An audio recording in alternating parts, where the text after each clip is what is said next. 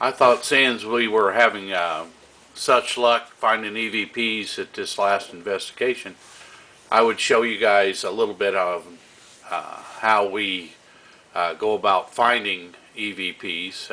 Generally, we break the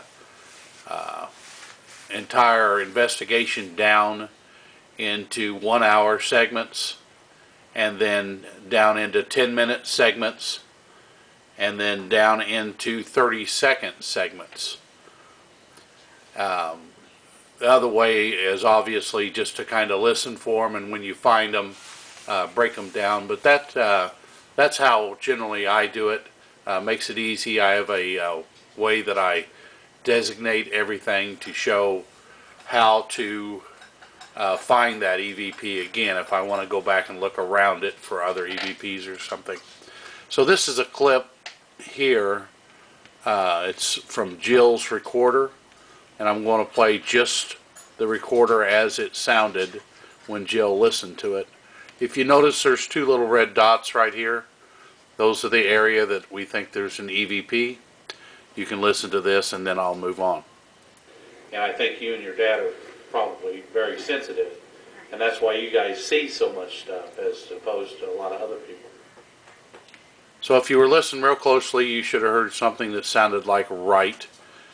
We believe this is Malin, a spirit that I work with. A lot of people would call her a guide. That's what I call her. But she says right. She's agreeing with me to what I'm saying here. I'll play it one more time before we move on. And I think you and your dad are probably very sensitive, and that's why you guys see so much stuff as opposed to a lot of other people.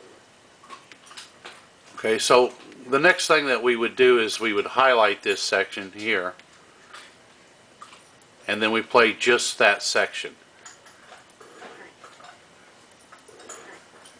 And again, I can hear something in there. It sounds like it says right to me.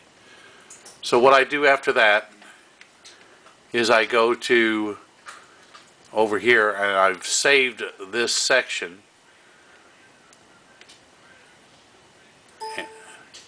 and that is that section. What it looks like, it is a very low frequency, generally below our normal hearing.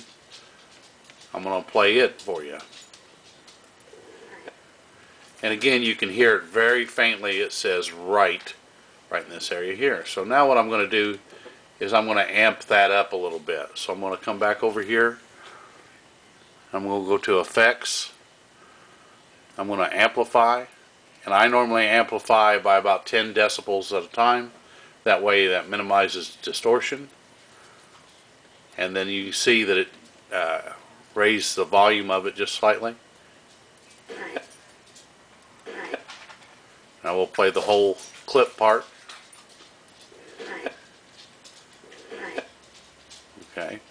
And I've done that a couple of times. I've raised the decibels several times until it was easy enough to hear.